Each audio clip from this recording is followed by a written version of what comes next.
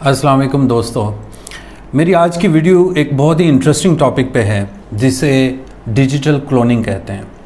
वैसे तो आपने क्लोनिंग का वर्ड कई दफ़ा सुना होगा और क्लोनिंग को आप इस तरह से कह सकते हैं कि एक रेप्लिका बनाते हैं, आप एक बिल्कुल एग्जैक्ट चीज़ की कॉपी बनाते हैं। और वो कैसे बनाते हैं, साइंस ने काफ़ी तरक्की कर ली है। तो अगर आप किसी भी लिविंग थिंग का, किसी भी लिविंग का, जैसे जो रियल टाइम एग्जांपल है वो यूके में एक भेड़ को क्लोन किया गया था, जो शीप है भेड़, उसका एक जीनोम लिया, एक सेल लिया गया था और उस सेल से पूरी भेड़ बना ली गई थी, बिल्कुल क्लोन कर ली गई थी। पिछले दिनों एक सेल का डिजिटल जो है वो इमेज भी आया था जो कि एक लैब ने इशू किया था, आप स्क्रीन पे देख लें। तो उसमें पूरी एक ज़िंदगी है, पूरी एक लाइफ है। तो ये तो क्लोनिंग का आइडिया हो गया। आप लिविंग चीज़ को वैसे तो क्लोनिंग पे पाबंदी है, इंसान की क्लोनिंग आप लीगली नहीं कर सकते, लेकिन हो सकती है, इट इज़ पॉसिबल।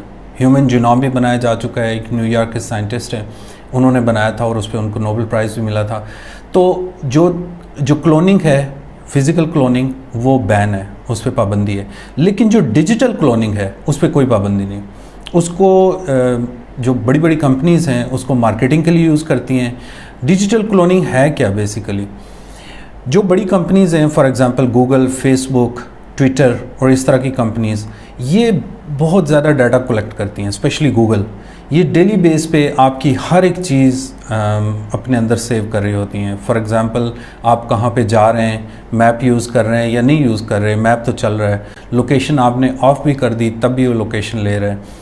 इसके अलावा आप क्या खाते हैं, क्या पीते हैं, क्या ड्रिंक करते हैं, किससे क्या बात करते हैं। पिछली एक वीडियो में मैंने आपको जो सिक्योरिटी पे मैंने बनाई थी, मोबाइल फ़ोन की सिक्योरिटी पे, उसमें मैंने ये बताया था आपको कि अगर आप सेल फ़ोन स्विच ऑफ भी कर दें, उसकी बैटरी भी अलग कर दें, तो स्टिल रिकॉर्डिंग पॉसिबल है और होती है, और उसमें ऑडियो वीडियो दोनों शामिल हैं और डाटा तो ऑलरेडी प्रोड्यूस हो रहा है।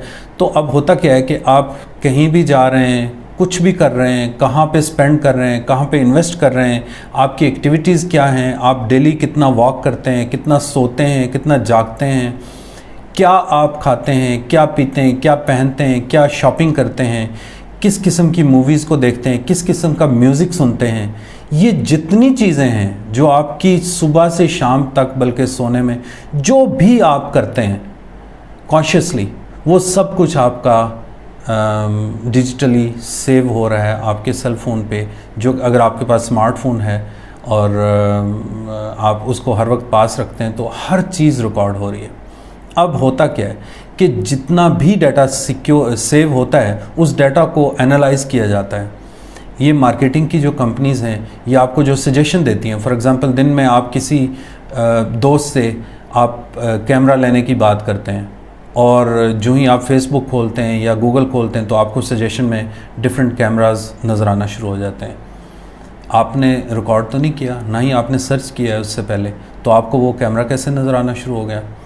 इसी तरह दिन में आप अगर नोट करें तो आप जो भी बात, आप सेल फ़ोन जेब में आपके, उस पर कोई एक्टिविटी नहीं हो रही, ना ही आप कॉल कर रहे हैं, ना ही वीडियो कॉल, ना ही कुछ खेल रहे हैं, कुछ भी नहीं हो रहा, लेकिन जो बातें आप कर रहे हैं उसमें से कीवर्ड्स जो हैं वो वहाँ पर जा रहे हैं। और जो भी ऐप आप लोड करते हैं, स्पेशली जो बड़ी ऐप्स डाउनलोड करते हैं या गेम्स आप डाउनलोड करते हैं, उसमें वो परमिशंस लेते हैं आपसे कि आपका कैमरा, आपके कॉन्टैक्ट, आपकी वॉइस, आपका माइक, एवरीथिंग, आपको वो परमिशन लेते हैं जी कि ये हम यूज़ करेंगे। अगर आप वो परमिशन डिनाई करते हैं, ना करते हैं, तो वो चीज़ इंस्टॉल ही नहीं होती। तो यूजुअली 95% लोग क्या करते हैं कि वो बग़ैर पढ़े कि ये किस चीज़ की एक्सेस ले रहा है वो उसको यस कर देते हैं। और जो रेस्ट ऑफ 5% लोग हैं अकॉर्डिंग टू डाटा, वो पढ़ते तो हैं लेकिन बादल ना खास्ता वो उसको परमिशन दे देते हैं क्योंकि उन्होंने वो ऐप इंस्टॉल करनी होती है। और उसमें बहुत रेयर चांस, लेस देन 1% लोग होते हैं जो डिनाई करते हैं और वो ऐप डाउनलोड नहीं करते या इंस्टॉल नहीं करते। ठीक है, अब होता क्या है कि जितना भी डाटा आपका मौजूद है उनके पास, उसको प्रोसेस करते हैं और आपकी हर एक चीज़ जब उनके पास चली जाती है तो वो आपका एक डिजिटल क्लोन बना लेते हैं। अगर आप वर्चुअली क्रिएट किए जाएं, गूगल एक मेरे जैसा इंसान डिजिटली क्रिएट करता है, तो उसके पास तो मेरी हर एक चीज़ है, मेरी पसंद नापसंद, मेरी गुफ्तगू करने का स्टाइल, मेरे आने जाने का, फिज़िकल एक्टिविटी का, मेरी म्यूज़िक का, मूवीज़ का, ये वो। तो अगर कोई मेरा दोस्त जानने वाला उस डिजिटल मेरे क्लोन से अगर वो चैट करता है तो वो उसको जज कर ही नहीं सकता कि वो किसी एक कंप्यूटर से चैट कर रहा है या मुझसे रियल में चैट कर रहा है। तो डिजिटल क्लोन इतनी डेंजरस चीज़ है जिस पे लेजिस्लेशन होनी चाहिए।